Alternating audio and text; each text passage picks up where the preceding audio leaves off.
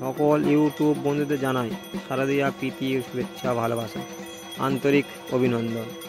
আজ আমি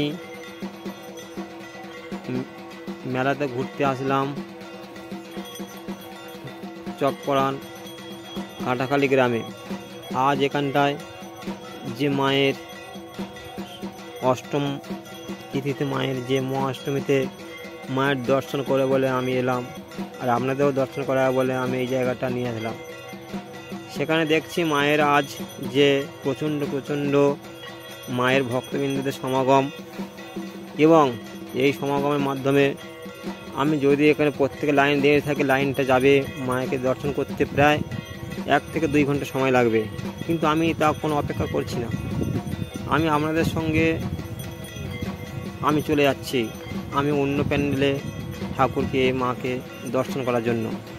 আর বন্ধু তোমরা সবাই আমার সাথেও আছো, আমাকে দর্শন করছো, আর আপনাদের মায়ের রূপ দর্শন করাবো। সেই জন্য আমি দেখছি যে সামনে আরও মায়ের জন্য কত কিছু আছে। আমরা অল্প হেঁটে হেঁটে যাচ্ছি।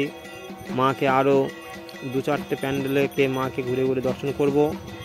আজ অষ্টমী তিথিতে মায়ের প্রচণ্ড ঝড় বৃষ্টি হয়েছে এখানে, আর বর্ষাকালের মতো জলটাও কিছুটা জমে গেছে। আমাদের হাঁটাও অসুবিধা হচ্ছে অন্য প্যান্ডেলে যেতে।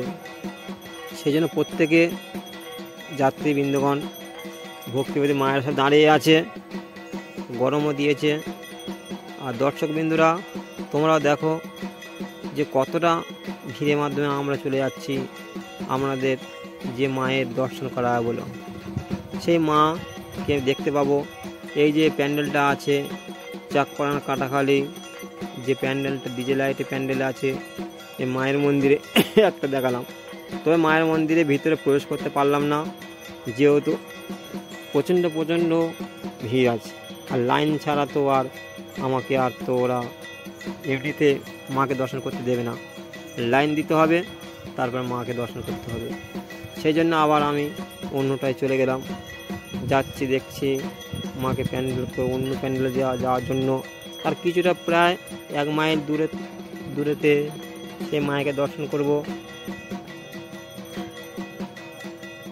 মাকে দেখতে সবাই বেরিয়েছে। আজ অষ্টমী দিন গেল, সারাদিন গেল, রাত 10টা সাড়ে 10টার সময় বাড়ি এলাম, তেও প্রচণ্ড ভিড়, ফাঁকা পেলাম না। মাকে অন্য জায়গা যাচ্ছি, অন্য প্যান্ডেলে মাকে দেখার জন্য যাচ্ছি।